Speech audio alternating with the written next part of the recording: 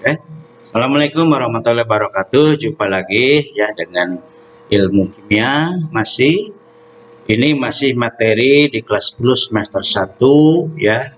Itu tentang keselamatan kerja di laboratorium kimia. Yang pertama tentunya untuk selamat ataupun ada ketenangan dalam bekerja, kenyamanan bekerja di laboratorium, khususnya laboratorium kimia, maka hal-hal yang harus diperhatikan antara lain identifikasi bahaya. Setiap laboratorium harus mengidentifikasi zat kimia, apakah ini berbahaya atau tingkat bahayanya sampai mana, itu harus diidentifikasi ya, dan juga diberikan label sesuai dengan tingkat bahaya atau tidak. Kemudian juga memberikan panduan yang tepat dan prosedur untuk penggunaan zat kimia dalam laboratorium. Ya. Standar laboratorium meminta CHP atau istilahnya rencana higienis kimia untuk memasukkan prosedur seperti peralatan, ya, APD itu alat pelindung diri, dan praktik pekerjaan yang lain. Jadi contoh seperti APD yang biasa digunakan untuk bekerja di laboratorium adalah jas lab, atau juga menggunakan sarung tangan bila diperlukan, atau menggunakan kacamata khusus jika diperlukan.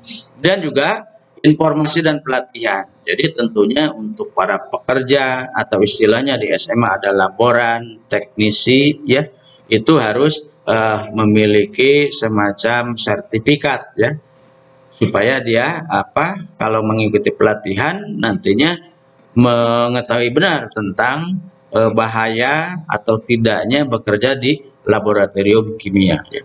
Dan juga tentu harus ada konsultasi medis. Jadi ya ini sangat penting ya. Mengapa? Karena mungkin saja terjadi kecelakaan selama kita bekerja di laboratorium kimia. Itu kemungkinan. Jadi harus ada konsultasi medis. Nah, ini ada beberapa simbol-simbol kimia tentunya yang umum dan juga yang dianggap berbahaya. Pertama ada simbol seperti gambar ini ya, kalian ingat-ingat, itu biasanya bahan tersebut digolongkan ke dalam sifatnya yang eksplosif atau mudah meledak ya. Contoh itu seperti halnya ada yang namanya asam nitrat ya. Kemudian juga dapat menimbulkan ledakan jika bereaksi dengan beberapa solvent. Solvent ini pelarut ya, seperti aseton, diatil ether, etanol, dan lain-lain. Seperti yang terjadi ya baru-baru ini hari Selasa waktu yang lalu di bulan Agustus 2020 ya, kita ikut belasungkawa atas terjadi ledakannya ini dari bahan kimia, itu namanya kalau tidak salah amonium nitrat ya, itu di Lebanon, di Beirut ya. Itu juga merupakan salah satu bahan ya dari kimia yang mudah meledak. Kemudian ada bahan pengoksidasi ini. Jadi zat yang bersifat oksidator ya. Apa itu oksidator? Biasanya oksidator itu dapat membakar bahan lain ya, walaupun dia sendiri sukar terbakar biasanya ya. Contoh senyawanya itu ada hidrogen peroksida, kalium perklorat ya, dan sebagainya. Berikutnya ada gambar atau simbol atau lambang seperti gambar tengkorak ini, itu untuk melambangkan bahan-bahan kimia tersebut bersifat toksik atau beracun ya. Jadi beracun ini dapat merusak tentunya kesehatan kita ya. Kemudian juga ya tentu ini harus dijaga oleh kita selama kita bekerja di laboratorium kimia. Kemudian ada juga simbol seperti tanda silang ini hitam, ini menunjukkan bahwa bahan tersebut bisa bahaya iritasi atau harmful iritan ya. Misalnya iritasi terhadap kulit, terhadap mulut dan sebagainya. Kulitnya bisa mengelupas dan sebagainya gitu. Ya, itu dari bahan kimia dengan lambang tersebut. Berikutnya ada simbol kimia atau lambang kimia seperti ini ya, yang namanya bersifat korosif. Korosif itu dari asal katanya korosi ya. Korosi contoh merupakan peristiwa, contohnya peristiwa perkaratan logam besi ya, itu termasuk juga perkaratan. Istilahnya sebut korosi ya. Nah, ini juga harus dihindari karena korosi ini ya tentunya merugikan manusia juga. kemudian ada lambang simbol bahan kimia yang lain, itu tertulis dangerous for the environment. Ini bahaya bagi lingkungan, ya. Terutama senyawanya, misalnya ada tributil timah klorida, kemudian tetraklorometan dan seterusnya, ya. Berikutnya juga ada simbol tentang zat radioaktif seperti ini gambarnya, ya. Jadi misalnya nah ini ya tentang radioaktif, nanti kalian akan mempelajari kembali dengan lebih rinci lagi itu di kelas 12, ya. Bertemu lagi dengan pelajaran kimia khususnya tentang zat radioaktif. Apa itu zat radioaktif, ya. Nah, kemudian ada simbol yang lain, itu zat yang mudah terbakar atau high flammable, ya. Jadi ini sudah jelas lambang ini menunjukkan bahwa harus dihindari kalau ada bahan kimia yang mudah terbakar, ya. Jadi contohnya ada aseton, ya, logam natrium, ya. Mungkin juga yang paling mudah kan ada semacam apa namanya alkohol, kemudian juga bensin, ya, atau misalnya apa ya bahan bakar yang lain, ya, dan sebagainya. Nah, kemudian kita lanjutkan dengan beberapa peralatan yang biasanya ada di laboratorium kimia ini, ya. Nah, pertama kalian bisa perhatikan yang namanya gelas ukur. Seperti ini ada beberapa ukurannya pula, ya. Tapi yang jelas minimal kalian mengetahui apa fungsi gelas ukur. Itu biasanya untuk mengukur volume suatu larutan, ya. Berikutnya ada tabung reaksi. Ini gambarnya berbeda-beda. Ini dicontohkan seperti ini, ya. Jadi intinya tabung reaksi ini yang fungsinya juga apa untuk biasanya mereaksikan atau menyimpan zat yang biasanya berwujud cair, ya. Berikutnya ada labu ukur, ya. Gambarnya kalian bisa perhatikan seperti ini, ya. Jadi labu ukur itu juga fungsinya bisa untuk mengencerkan, ya, suatu larutan mencapai volume tertentu. Jadi supaya kadarnya tertentu bisa menggunakan labu ukur dengan ada ukurannya di sana, ya. Berikutnya ada Erlenmeyer.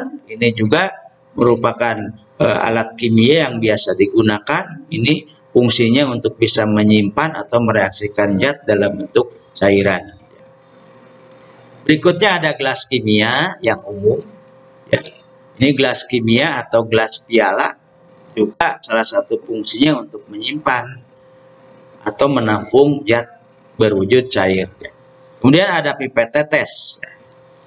Pipet tetes ini digunakan tentunya untuk memindahkan volume tapi yang apa namanya kurang terukur, ya, biasanya. Berikutnya ada pipet ukur ini, ya. Pipet ukur, ya. Pipet ukur. Jadi seperti pipet ukur, ya. Jadi untuk memindahkan larutan tapi yang terukur dengan sesuai, ya, karena di sana memang ada skala ukurannya. Berikutnya juga ada pipet volume. Ini hampir sama, hanya barangkali untuk pipet volume atau volumetrik, ya, atau pipet gondok, ya.